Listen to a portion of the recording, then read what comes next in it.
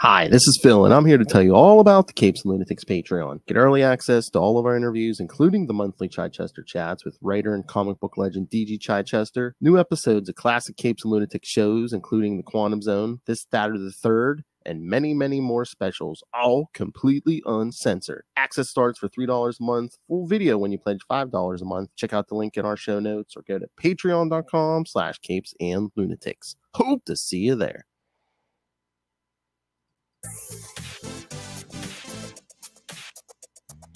Hello, kids.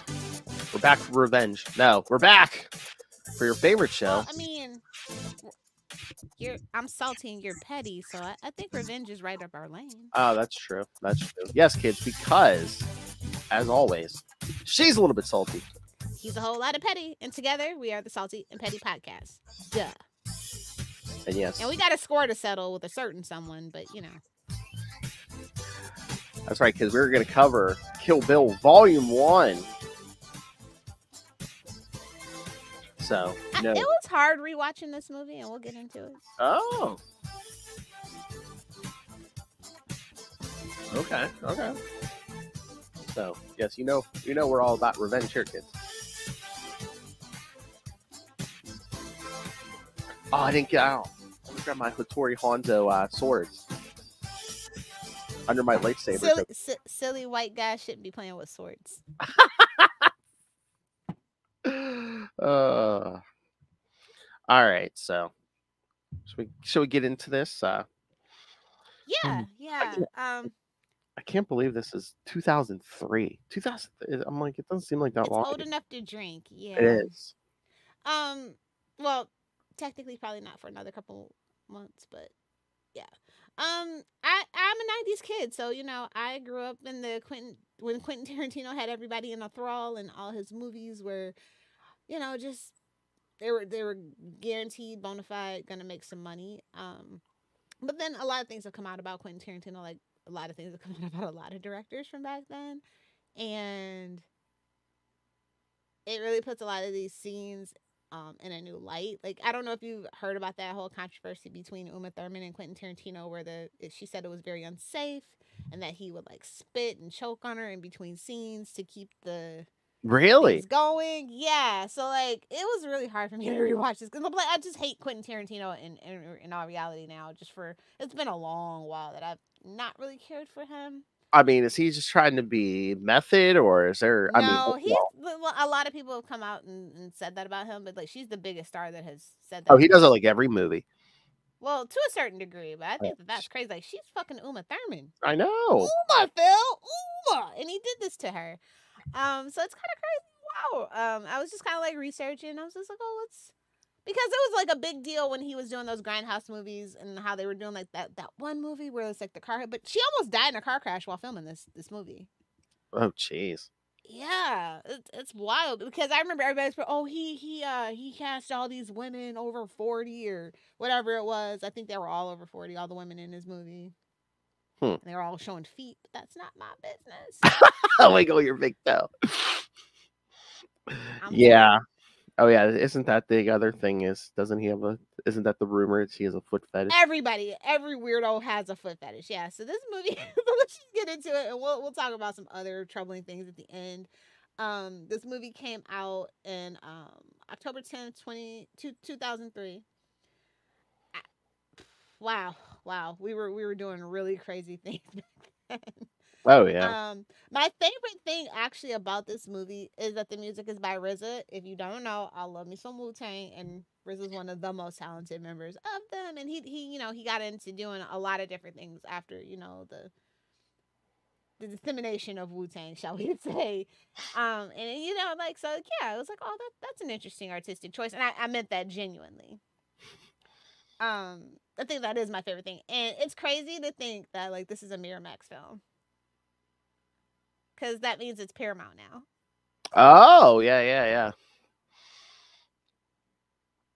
So, yeah. That's really funny to think about now. Mm-hmm.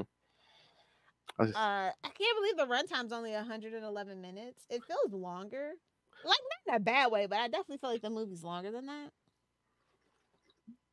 Is it just because there's like so many different like scenes, just like and jumping back and forth, and I don't know. Objectively, structurally, I like the movie. But like when you start like don't pull, well, with any Quentin Tarantino movie you can't really pull the threads too hard, especially like his more recent stuff where he's like doing that alternate history stuff. Like I think that started with like Inglourious Bastards, right? And things like that. Like you can't really pull the threads too hard over here. But this one, I mean, I get it. We all know what he was going for with this movie, and it was just like, and that was kind of a thing back in the early 2000s. Is like they were kind of doing back to those throwbacks to like blaxploitation films and spaghetti westerns and stuff like that. Nostalgia. It's always been a thing, right? But some nostalgia eras are better than others, right? And as a 90s kid, I have to say our nostalgia era was better. The 70s. Just saying. And again, I mean, there's certain themes that never go out of style, like revenge. Exactly. And you might think it's crazy. Like, I know we don't make westerns like we used to, but westerns were bankable things back. Like, there's literally over 1 million westerns, really. And John Wayne stars at least 999. No, I'm kidding. I mean, Clint Eastwood has a good portion too. I mean, you see those like old school actors now complaining about like comic book movies and stuff. It's like, well, it's a cycle. Yeah, it used to be westerns. Damn you, Louis Lamont. It used to be westerns. Yep, used to be westerns. But yeah, so I mean, I totally appreciate the aesthetics on this. And like, listen, I like, objectively, I can like a Quentin Tarantino film. I just can't think too hard about it. Like, one of my favorite movies ever, is, I won't say what the movie is, but I'll tell you, it stars Christian Slater, and that'll give you everything you need to know. Now, he didn't get to direct that movie, but he did write it. And it's one of my favorite. And that's what he was mostly known for, actually, when we were growing up. He didn't really get into, like, directing. Like, you think Reservoir Dogs and, what's the other one? The one with Samuel L. Jackson and John Travolta. Pulp Fiction. Pulp Fiction, which I hate that movie, actually.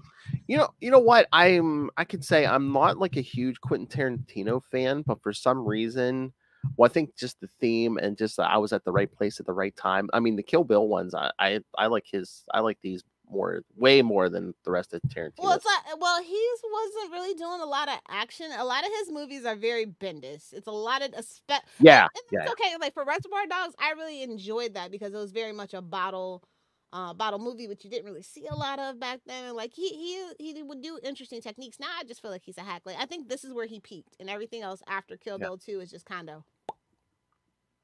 And he won't make a Kill Bill 3. Does it need a 3? We need the daughter to get revenge on Uma. I'm sorry, we just do. Oh, there's a promise that was made, and I need to see it fulfilled. You mean from the beginning of this movie? Okay, yeah. I mean, hell, it's been almost 21 years. Yeah, literally. The kid is well enough old to drink. You can do it, yeah. Training like Batman, But yeah, let's just get into it. So Kill Bill Volume 1 from 2003, directed by Quentin Tarantino. It was written by Quentin Tarantino as well. I know somebody else helped him with the screenplay, but it's not in here, so I'm just gonna leave it alone. And it's definitely an homage to a lot of things. Like he was, like I said, like that. There was that whole Grindhouse thing that he did with Robert Rodriguez that came out around this time, and I feel like this was very much inspired by that. And then also obviously anime, but like you have samurai cinema and westerns and blaxploitation films, and it's just like, it's just a grab bag, but the way that he puts it together, it was interesting. And this is the Kill Bill Volume 1 and 2 was supposed to be a whole movie, and it's like, well, this was pre-Marvel where people would sit for 3 hours with no problem. I mean, even Oppenheimer was 3 hours, and that's a damn biography. It's a film. I know. It's super good. If you don't love Cillian Murphy, something's wrong with you. Nolan finally gave him something to do besides be Scarecrow. Just saying. Yeah, I'm surprised they haven't released this at some point where it's just like, in a theater somewhere where they just run the whole thing. What's crazy is that it had a budget of $30 million and it made $180 million. In 2000s money. Yep. I never really was a fan of the plot, right? It's like, I don't know. It's like, it's just so over the top, right? Like, and I've watched a lot of like those like samurai movies and those like black fu movies, Yeah. like the Luke Cage of it all, right? And it's, you look at it, it's like, well, everybody had to eat, you can't Yeah. really, everybody had to fill their niche at the time, so you can't be too mad about it. But I think that is that it was like the highest grossing Quentin Tarantino film to that point, which makes sense. It's Uma Thurman. Like the cast is stacked, right? We have Lucy Liu. Who doesn't Oh, love Lucy Liu? High off of her, yeah. what Charlie's movie would you? Angels, Yeah, or Charlie's Angels. Yeah, and also Ally McBeal. mm-hmm. We had Daryl Hannah. Yes. And Mm-hmm. I was like, damn, where you been, chica? Yeah, I mean, and you're not used to seeing her in like something like this. Yeah, it was really great. Like I said, he just really, really when it gets cast. You had David Carradine, and you're just like, what are you doing? It's one of those movies. Well, that's like what's the first thing? It's like you don't even see him on camera. You just hear the voice, and you're like, And oh, you it's know who David that Carradine. is. Yeah, If yeah. you're a 90s kid and you grew up watching Saturday syndication, you know that voice. So yeah, I thought that was really like. Listen, the cast is stacked. You got Sonny Chiba, you got Michael Madsen, which he just plays a bad guy to a T all the time. He's Yeah. typecast. Like, I think my favorite thing of Quentin Tarantino, he was in Reservoir Dogs, if you don't know, and he was also in The Hateful Eight, which is another like Quentin Tarantino movie, and then also Once Upon a Time in Hollywood, which I think is his best. It's his best Quentin Tarantino movie. But yeah, I love Michael Madsen. Vivica A. Fox. Yeah, and that was an interesting artistic choice. Oh. I love Vivica, but like that was an interesting artistic choice. Oh, again, like, I mean, like she was black famous. Like I don't think like most white people probably even knew her up at that point. So I just thought that was super interesting. well, and again, too, I mean, out of that whole Assassin's Club, I mean, she got the least amount of screen time because, I mean, except for flashbacks, we pretty much kill her in the beginning of the movie. Get it? Get it? Get it? And I get I'm just saying. Yeah. I don't know. I was like, what's this? A horror movie? Oh, okay. And it's so weird that it's like, yeah, it makes sense to be at the beginning of the movie, but then she's number 2 on the list. I was like, why? I mean, I'm like, really? Well, baby's got a good manager. That's what that means. What? Yeah, baby's got a good manager. Like, like where you appear in the film, Yeah. it's everything's political with an actor. Well, not political, Yeah. but like No, I just meant like story wise. I'm like, oh, why wouldn't you go after the one who doesn't have an army first? well, you need action. Like again, like I said, you can't pull at the threads too hard. I guess too. It's like, well, I was in the neighborhood getting a new sword, so the finest sword ever crafted by man. So I guess I'll just swing by. Well, test it out before you go. Yeah, Yeah. But so, yeah, I mean, it's kind of like it took me a while to warm up to this movie, because he does some weird things, like we don't find her name out, and like Oh yeah. Till the next like all movie. these little things. It's like we start off and she's in a coma, and Oh, that gets creepy too. I mean, and that's a real thing that happens in hospitals, though. Right. Unfortunately. Yeah, I'm sure. Oh yeah, I mean, aren't there stories? Yeah, like women in coma suddenly getting pregnant. Yeah, suddenly. Yes, how'd that happen? So yeah, we kind of start off in 1999, and the bride, and she's rehearsing her marriage in this chapel in El Paso, Texas, because it's always El Paso.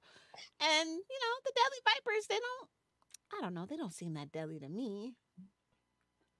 Well, I mean, they can slaughter a whole church. Ooh, that's real hard to do. I know. She tells Bill he's the father of her unborn child, and he just shoots her in the head, bro. And I'm like, ooh. And again, that's what Texas abortion law looks like, huh? Oh, jeez. Yikes.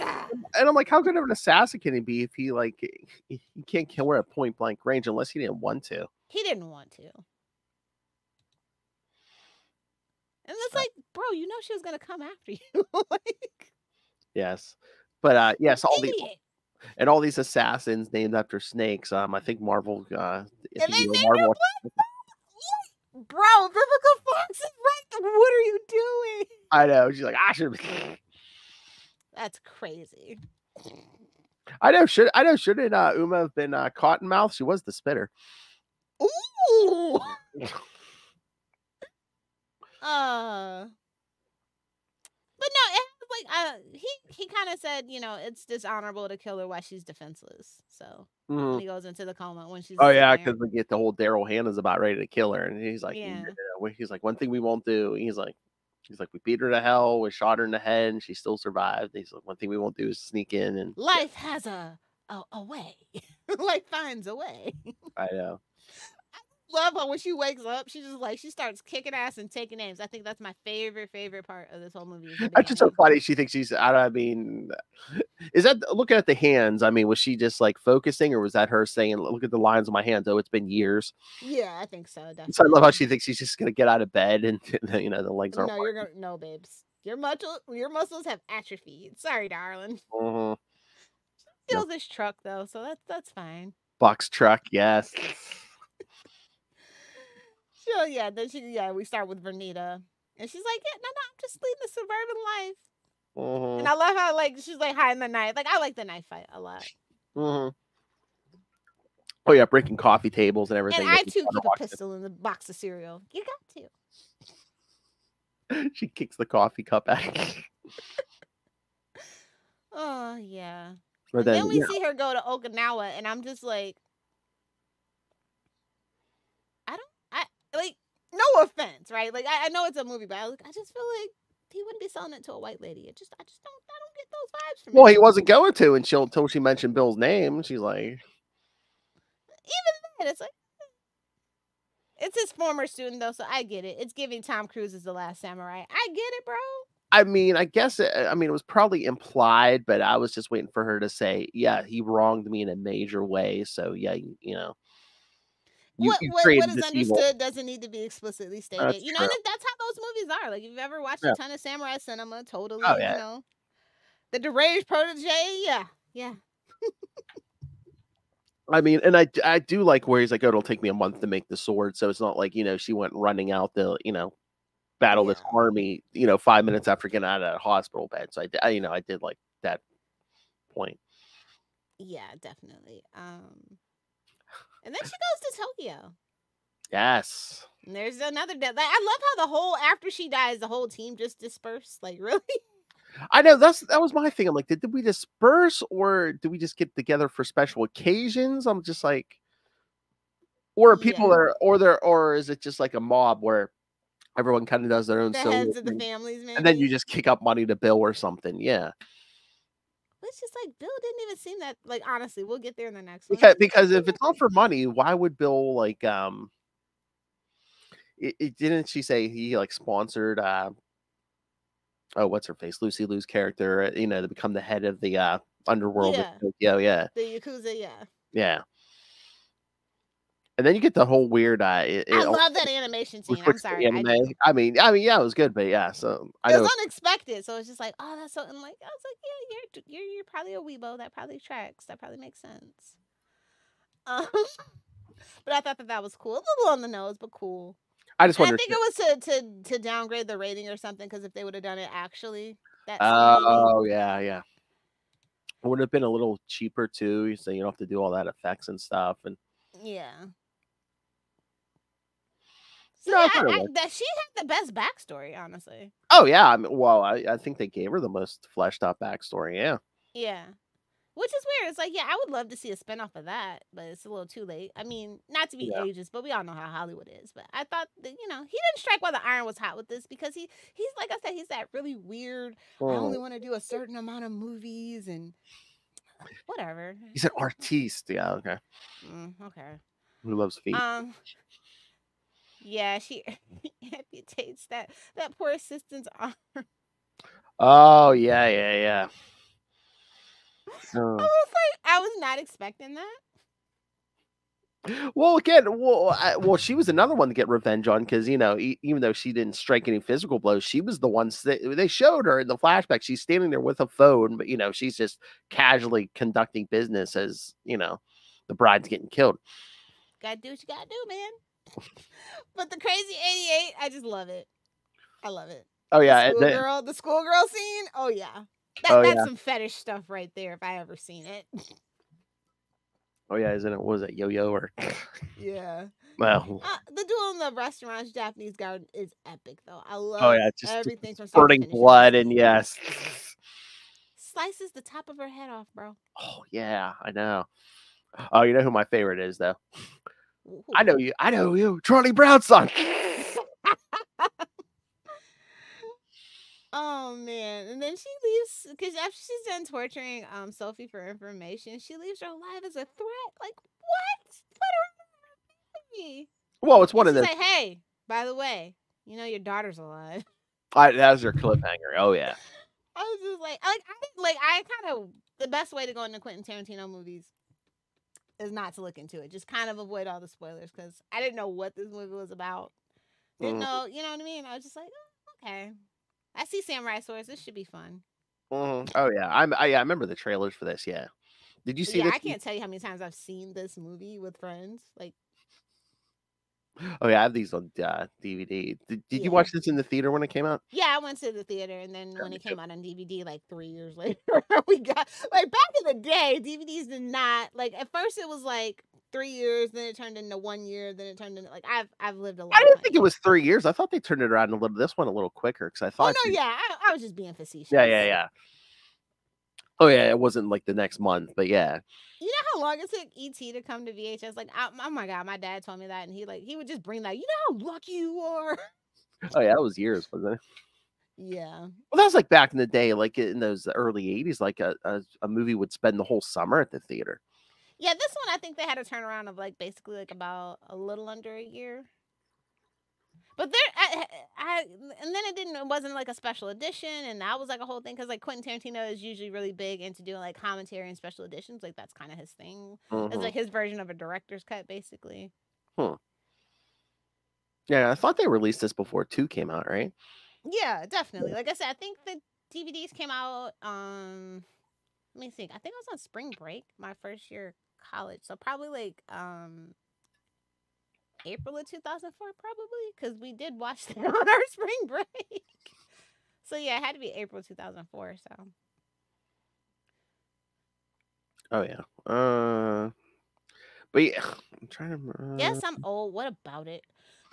Shut up. I love the score of this music. Of the Yes. soundtrack. The soundtrack, it's pretty cool, Mm-hmm. and a lot of people love it too. Actually, Oh yeah. Yeah. that one song is iconic. The whistle song. Oh yeah. Yeah. Yeah. I mean, oh, let me pull this up. Yeah, because what was there? There was Nancy Sinatra on there. You get the Green Hornet theme out of nowhere. Well, not out of nowhere. Yeah, I guess, but Of course, he has Isaac Hayes on there too. So. oh yeah, because each movie got its own soundtrack. Yeah. Mm. I always forget that Quentin Tarantino did Jackie Brown, which had a banger of a soundtrack as well too. But Oh yeah. like that's one of those not so Quentin Tarantino movies.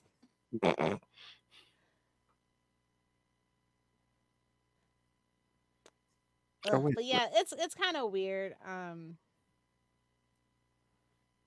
I guess Harvey Weinstein's to blame. Why we have two films instead of one? Another thing to blame him for, I guess. Saying separated, people aren't going to want to sit there the whole time. They'll watch the whole thing. Maybe just your fat ass doesn't want to do it. I don't know. Well, he had to get out and rape people, so Exactly. Ugh. But yeah, it's I don't know. I don't think it holds up for me. Honestly. Oh really? Like, Why it's not? okay. But like I said, like just in retrospect, when you like look at stuff, and I'm just like, oh, it's kind of tainted now. Oh, just because who made it And I think that one is better than two. Spoilers. I mean, from a story perspective, I think the story kind of starts to fall apart in two a little bit. Like I said, you can't tug those threads too much, right? And is it just we know what to expect, the shock value's gone and stuff, and I definitely think that's what it was. This one was just riding high on. This was very different from Quentin Tarantino, and it's Uma Thurman, and like the cast was just really cool. But like now you've kind of killed the people that I cared the most about. Like I don't care about Bill, honestly. I mean, Well, And again, I mean, you didn't get a huge battle like in the second one, like you got here with the Crazy 88, right? Yeah, you just like the ending. It's like it's satisfying, but it's quiet. It's a quiet ending. Yes, yes. Should there have been a big explosion? I don't know. I don't know, but this one is definitely, I think, better than the second one. And this one's more quotable too, as Yeah, well. I mhm, think. I think, yeah. But like you can't even be mad about her. Like her revenge is deserved. Well, yeah, I Like think there's no sympathy for any of these people. I think I think that was the whole point. They needed to go Like over the top, and there's no room for doubt. Yeah, revenge is completely justified. yeah. Uh, it's that when he does like the red flashes, that is the part of the movie that I like. I thought I might have had maybe baby epilepsy or something because that part of the movie bothers me so bad with that noise and the red. Oh yeah. Yeah, that drives me crazy every time. Ugh. But yeah, and then like you said, well, like you said, just the foot fetish and stuff, and It's like so when you start going back, it's just like so noticeable. wiggle your big toe. It's just so funny, but like I thought Uma did a really, really great job. Oh yeah, yeah, yeah. Oh And then yeah. like he actually put a line from freaking Wrath at Khan and At the beginning. okay, because you wanted to write Star Trek, we get it. No, true story. I know. We all know about Quentin Tarantino Star Trek at this point. Yeah. If you don't, you're not you can't consider yourself a real Star Trek nerd. So I thought that was kind of funny too, in retrospect, when I thought about it. He's like, your name's Buck, right? And I like that. Exactly. You of course you know that's my favorite line. Oh yeah. Or it's mercy, compassion, and forgiveness I lack, not rationality. Yes. Yes. That's quite up there. Oh my god! And it's just Buck's truck with the logo on the back and the matching keychain. I'm like, oh my god. Yeah. Oh, also, Hattori Hanzo's quote: "I can tell you with no ego, this is my finest sword. If on your journey you should encounter God, God will be cut." Yes. That is some samurai movie crap. Yeah. I was like, epic. I love it. Put it on a t-shirt. It's basically an adamantium blade. It'll cut through anything. Let's see. What's another one that I really like? But yeah, I mean, but oh, well, they agree with us because they say that woman deserves her revenge and we deserve to die. yes, yeah. Was that Michael Madsen? That's the second one though, but like, yeah. Well, they kind of do a flash at the end of almost like things to come, and I think Madsen does drop that quote at the end of this one. Yeah. But it's crazy, like it's just so over the top. Like sometimes it's a fun watch, other times it's not. I guess it's like I think you have to be in the mood for this movie.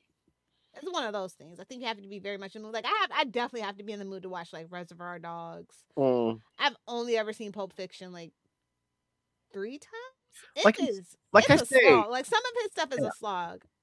I consider these two for me the Kill Bill 1 and 2 it's pretty much the only Tarantino stuff I like will rewatch. I'm just otherwise I'm just like eh. Yeah. No, I'm telling you, Reservoir Dogs is his best movie. Mm-hmm. It is. I will recommend that one highly every time. Okay, I have a question for you. All right, on a scale of revenge movies, Kill Bill. I mean, if you want to do just the first one, or if you want to do 1 and 2 combined. Yeah, 1 and 2 combined because that was his intent. That's the directorial intent. So I'm just gonna do that. 1 and 2 combined. All right, how does it fall on the revenge scale? Is it above or below, say, The Crow? Ooh, why would you? I know, but they're both kind of revenge movies. See, but it's so different. I know, because it's like supernatural kind of thing, you know? Yeah, and this one's kind of And more. the atmosphere of it, and it like I know I it's don't know, because comparing it was one of those happenstance circumstances. It's like Bruce Wayne's parents dying, right? It's like one of those things. It's not like, well, I was a bad person before I was in the coma. I was in this deadly gang of assassins, you know. Oh yeah, That yeah, kind of thing. So I don't see it on the same level as The Crow. If you want to go pure revenge, rightly, like, you know, just a normal innocent person who was done wrong and gets their revenge, but kind of loses their way in the way, Crow is top notch in that yeah, aspect. yeah. But bad guy getting revenge on other bad guys, this is the top notch movie. You know what I So, mean? If that makes sense. so when Well, you John Wick is the best revenge movie franchise right now. true, Period. Hands true, down. true, true. Don't argue with me. Argue with your mama. Scroll down, kids. Uh, so that's interesting. Yeah. So by your comparison, so the Crow is basically Batman. The Bride is basically I feel either Spawn or Moon Knight. Well, she chopped the top off a head, so I would say Moon Knight. Oh, true, sure. I'm I just mean, not saying, quite a face. Not quite a face, but she's just a little deranged. I'm just saying, yeah, those two. I mean, they're killers before. Yeah, stuff happened to them, and So yeah, and that's what I like got to thinking about. And you know, can't think too hard about it. yeah, yeah. But she's a bad person, and she tried to change her life, but karma Well, comes yeah, back around. she wanted out, and they were just like, You nope. can't be out, blood in, blood out. And she didn't understand that. Like, he didn't have to do that at her wedding and take her baby, but like, blood in, blood Oh, out. well, that was a big message. It's like, don't have Yeah. Bill. Yeah. So, you know. But it's a good revenge movie, but like, there's tears to it. And like I said, we all obviously know that John Wick is the best revenge movie currently right now. So. There's a ton of good ones though. Like, if you really want to get into it, you could put the Creed trilogy in there. You could put Memento, honestly. He doesn't Oh yeah. really get it, but I mean, like I said, I think Crow is top notch and just an innocent guy getting caught up in the circumstances. Definitely the best. After The Crow comes Gladiator in that same category. Oh, okay. I'll don't tell anybody, but Payback with Mel Gibson also pretty good. Now, depending on the perspective of who you see as the antagonist and protagonist of the movie, Old Boy is the original one, not the American remake, the original. I cannot stress this enough. The original Old Boy is good revenge movie. Nice. You sit down. I'm trying to remember what action movies were out around this time in 2003. I mean, is maybe another factor for this is it was just like right place. Of its time. I think. Well, yeah. I mean, we were doing like stuff like The Core, League of Extraordinary Gentlemen, The Rundown, Biker Boy. Like the original Old Boy also came out at this time, but it wasn't like I don't think like people were really because it wasn't an American film. I don't think people were really into it at that time, but it has since gone on to become like a really cult classic. But things like Shanghai Night and Timeline, like Underworld, like it stood head and shoulders above. Oh yeah, with the exception of Once a Time in Mexico. I think that I'm pretty sure that came out in 2003, which is also a pretty good movie. The Antonio Banderas one. Oh yeah. So that is really good actually. But like so it was slim pickings in 2003 for sure. When you come to talk about like action movies and stuff. Yeah. Like Underworld, people. League of Extraordinary Gentlemen, the movie that made Sean Connery quit acting. The Rundown, The Rise of the Rock, right? I'm just putting it into perspective for you. Let's really Oh, you had The Italian Job. Oh yeah. Agent Cody Banks, shout out to Frankie Muniz. This is my era of movies, right? You had Bad Boys 2, you had, like I said, Charlie's Angels. The second one was out. Oh, so Lucy Liu was big. Yeah, that's what I'm saying. Like, I was so surprised to see her killed. Also, Tomb Raider. I think it's The Cradle of Life, not the first one though. Yeah, that sounds about right. Yeah. So you had action movies, but like. This was head and above his shoulders above them all, is what I'm, with the exception of a couple of like outliers. Mm. So yeah, but like to my point though, I think kung fu was like kind of a thing because they really did the wire work in Charlie's Angels 1 and 2 as well. Then you have Bulletproof Monk where they did it. Oh yeah, that was a thing. Yeah. Yeah, it was a really big thing. I think they did a little bit of wire work in Once Upon a Time in Mexico too, if I remember right. Um, Also, Pirates of the Caribbean is the outlier, I would say, for that year too. You had Man Apart with Vin Diesel, so you had a couple of different genres, but like The Matrix Hmm. Revolutions was 2003. So Hmm. yeah, like this, like from 19, I'd say probably 1992 to like 2014. Like yeah, I know my movies. Like I know the movies that I loved. I think Van Damme put out like his last actual theatrical release in 2003 too. Yeah, as your main The name In it. Hell one. Yeah, So as you're naming all these movies, it's coming back to me. Yes. yeah, Yeah. like it it was okay to have a mid-budget movie back then. Like either it's like right now where we are, either it's like mainstream superhero movie or it's an indie. Mm-hmm. Or it's like an outlier like Oppenheimer or Barbie, but everything's kind of one or the other at this point. Oh yeah. Back then we had like those mid-budget films and stuff like that, and you could spin a franchise off with like less proof of being able to be bankable. Mm-hmm. Like I said, you'll never see a movie like Biker Boys again unless it's straight to DVD. You had SWAT. They were remaking a lot of those old like 70s and 80s shows. Mm-hmm. Oh yeah. Girl was big then.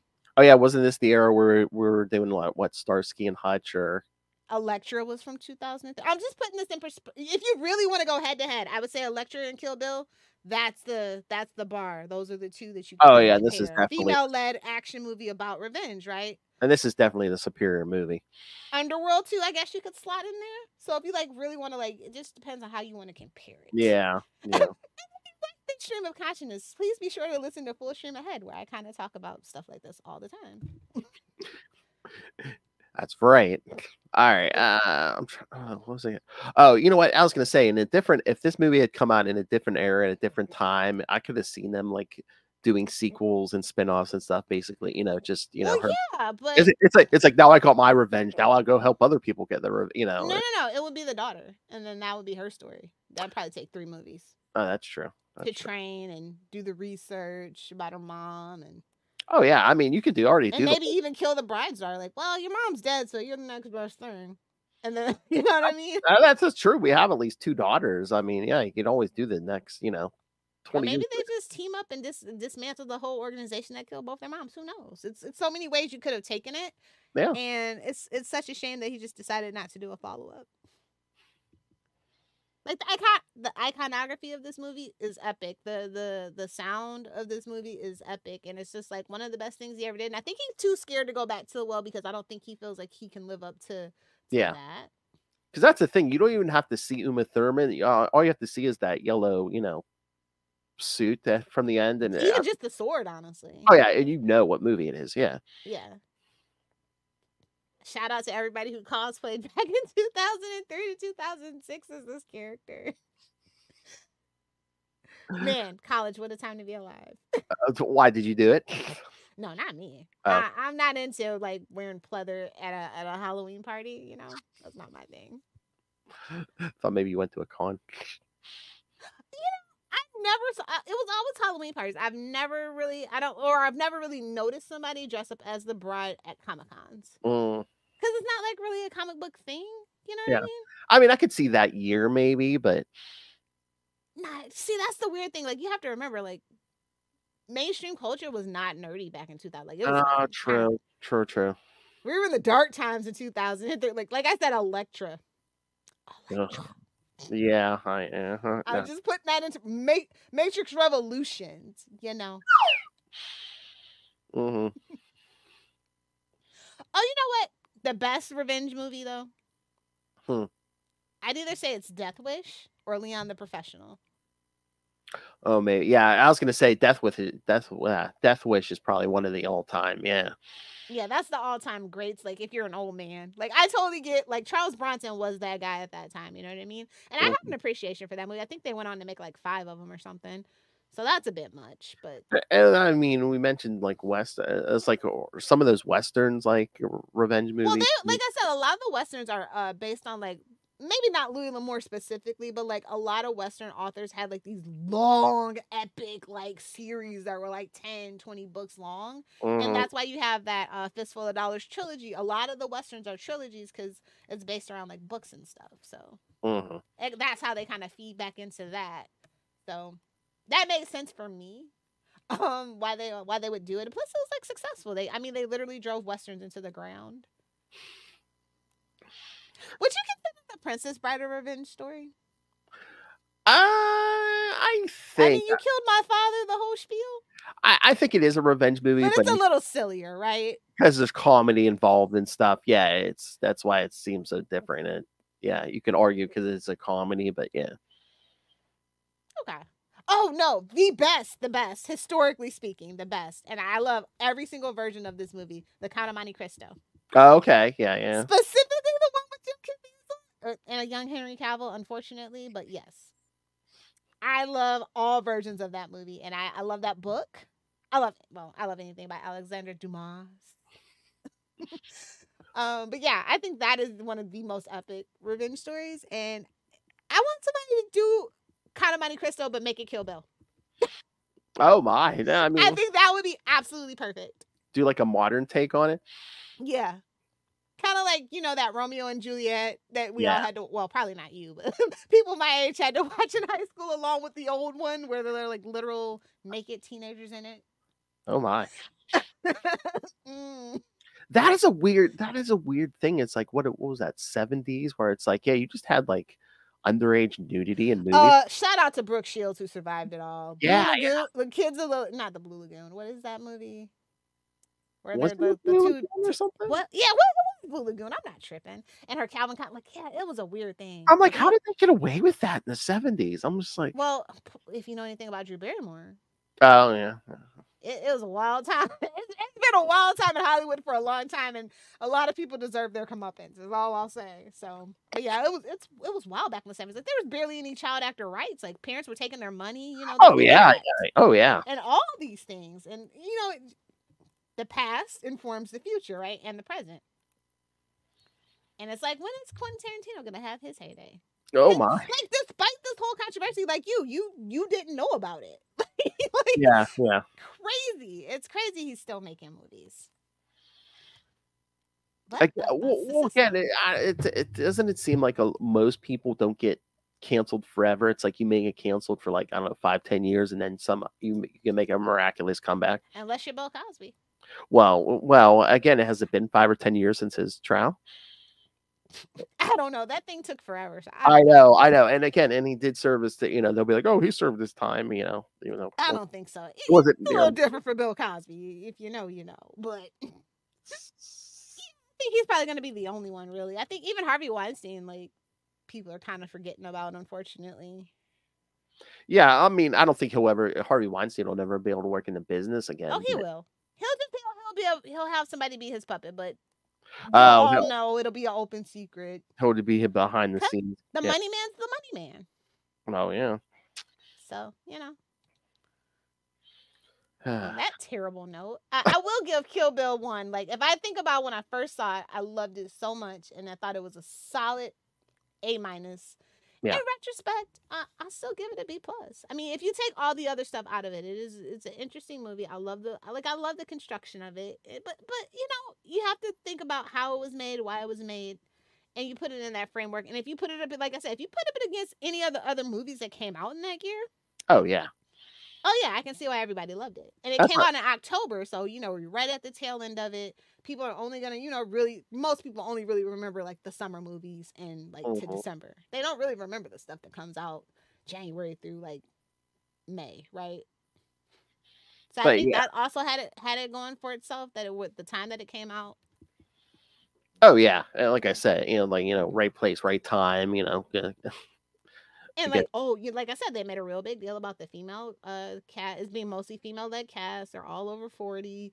And that was a big thing because ageism in Hollywood. And he played everybody like a fiddle. Especially 2003, yeah. Yeah. Shout out to Uma and Ethan's kid though. She looks literally like some people, you know how you're like, oh, you look just like your mom, you look just like your dad. No, she looks like just like both of them. It's wild. It's like the perfect mix of them. You know, she's on like Stranger Things or something like that. Oh yeah, Maya Hawke or whatever. yeah. I mean, So yeah, we could actually do prequels to these movies because I'd believe it that would be yeah, done right. that, or if you want to make a movie with the daughter, I mean, you could, Exactly. yeah, So either I mean, way. we have options, but I don't know how. Like, I don't think anybody would do it because they want to piss him off or something. But Well, yeah, you'd have to convince him to do that. Yeah. yeah, they're like, yeah, you don't even have to direct the right. Just let me have the rights to it at this point. Uh, Just saying. I just think that there's so much that we could have. But then again, you don't want it to become like Marvel or DC where we're just doing spinoffs after spinoff. Or, heaven forbid, no, look, listen, no tea, no shade. The Boys. They're oh doing an awful lot of spinoffs. Like, yeah. calm Yeah, down. don't do like 20 spin-offs. It's like if you want to do like a I sequel. definitely would love a prequel and then a sequel to Yeah. see the daughters grow up and maybe meet and cross paths and decide what they're going to do about each other. Yeah, and if you do the prequel, we could show how the Assassins Club Yeah, come that together and was stuff. the most interesting thing for me. I was like, yeah, I actually really want to know about the gang. What's going on here? I know, it almost seems like Bill had his little harem, you know? Yeah, Uh, a little creepy. But then, you know, I read a study one time about female like government agents, right? Like NSA, CIA, even mhm. like Russian, right? Like women actually hesitate less to kill. Ah, Like that's a thing. I can see it. Yeah, so I was just like, I don't know if he you know, it's a movie. It's supposed to be fun. It's you don't have to think too hard about it. But Mhm. I I think if you put just a little more thought into it, it could really be a little bit better in the I mean, if storytelling I department. mean, if you really wanted to go dark with this thing, you could have been like, "Oh, that wasn't Bill's kid, but he basically just took the Took baby, it anyway. tried to Yeah. kill her, and then took the baby to like, oh, I'm gonna raise her and train her to, take your Be place and even stuff." better than you. Yeah. Basically, be Damian Wayne. Yeah. A lot of interesting things that coulda, woulda, shoulda happened, but like that film as is, Oh yeah, yeah. B plus. Oh yeah. No, I agree. I agree with you. I think yeah. I mean, just when you first see it, you're like, oh yeah, But yeah, over time, yeah, it goes from like an A to like let's say B plus. But yeah. Yeah, which is still pretty solid. Like I said, Oh, none of the other movies from 2003 were getting a B plus. Maybe SWAT, maybe SWAT. I do like the SWAT movie, but you know it has Samuel L. Jackson in it, so. but yeah, Electra's not getting that. Electra's lucky if she don't get a damn F. I know the Matrix Revolutions. To be concluded, yeah, right into the ground for 20 years. Anyway, one day we will have to talk about The Matrix as one of those perfect 90s movies. Okay, yeah, It's yeah. like right up there with Fight. Look, 1999 was a hell of a year for movies. A Oh my. hell of a year for movies. I mean, do you remember the advertising for that thing? They even tell you what it was. They're like, "What is the Matrix? What is?" It's just. Bro, I had the video game. I watched the anime. Look, listen, I'm a Matrix fan, but we all know 3 and 4 they should have just let it die. I was so shocked that Keanu Reeves came back. Honestly, I was really shocked. But I think he was doing Lana a favor. Honestly, Mm. I didn't even think she wanted to come back. To be quite honest, really, when the fourth Matrix movie happened, I'm like, I thought everybody involved said we were never gonna deal with Warner Brothers. We were never gonna speak of this again. So yeah, we definitely have to do some Matrix stuff one of these days. Oh yeah, yeah. Well, at least the first one, definitely. Yeah. That was iconic. All right. Anything else, love?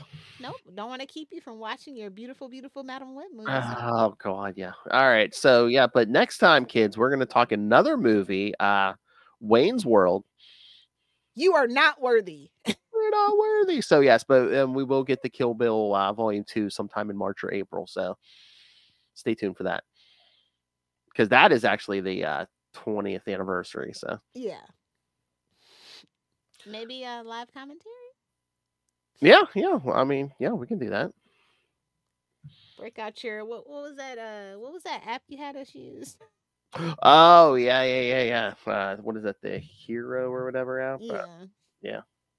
No, yeah. Sponsors. Yeah, please. Oh yeah, we can definitely do that. Oh, you know what else we're gonna have to plan? We're actually gonna have an episode drop on the podcast on my birthday. So Oh, what kind of shenanigans should we pull? I don't know. I don't know. I was gonna say you were kind of here last time. We need to. What says Phil? What says Petty? Let's work on that. All right. So yes, kids. So send us your thoughts on all the Kill Bill stuff. Like I said, Volume 2 is coming. So send your thoughts on that, on this one, on Wayne's World coming up. What do you want to hear us talk about? Email us, CapesandLunatics@gmail.com, or call the voicemail 614-382-2737. That's 614-38-CAPES. And remember, you can find all things Capes and Lunatics episodes, our social media, merchandise, help support us, link to the YouTube, link to our we have a random Cash App link if you just want to rain money on us. If you're feeling benevolent. Yes, and not. So yes, please just make it rain. Like the blood at the end of this movie, just make it rain. Make it rain. Oh, no. And of course, you can also help support us and get bonus content on our Patreon. So get that, because again, you never know what we're going to cover. Lilith and I are going to, at the end of February, are going to cover the AVN Awards, and then in March we may get some hot topic Lilith Hellfire conspiracy theories. So yeah, send in the conspiracy theories you want me to talk about. Exactly. But if it's not birds, not real, I might not. I'm kidding. Whatever you want. I can talk any conspiracy theory. It's fine. Yes. So find it all at tubespace.io/Capes and Lunatics Podcast Network. That's tubespace.io/Capes and Lunatics Podcast Network. More vicious and brutal than ever. I don't think you caught me. You can send it to CapesandLunatics@gmail.com, but the official email for the show is saltyandpetty69@gmail.com. And it's been 56 episodes. Get it together, brother. I feel like that old lady at Titanic. It's been 56. saltyandpetty69@gmail.com. You'll remember that one, kids. All right, and Lilith Hellfire is on the Facebooks, like your grandma. Yeah, friend me on Facebook. But more importantly, download all the episodes. You can go outside, touch some grass, and listen to the episodes. Get some fresh air, because we might not have it too much longer. Listen to the podcast, watch the YouTube channel. Spread them out! Well, at least subscribe to the YouTube channel. Yes. Yeah. Oh, yeah. See if you can be number 400. 69. Somebody was trying to sneak it in. We'll do a special when we hit that one. All right. Thank you for joining us, everyone. Again, we'll lighten it up a little bit next week with a review of Wayne's World. But I don't think we'll ever have to do Wayne's World 2, right? Nah, we'll have to be desperate to do Wayne's World 2. I just rewatched both of them recently, and yeah. Yeah, me too. I just said, well, I'm here. It was on HBO. I was just like, oh, I'll give it a chance. And yeah, we'll just do the first one. All right, kids, come back. Get your revenge.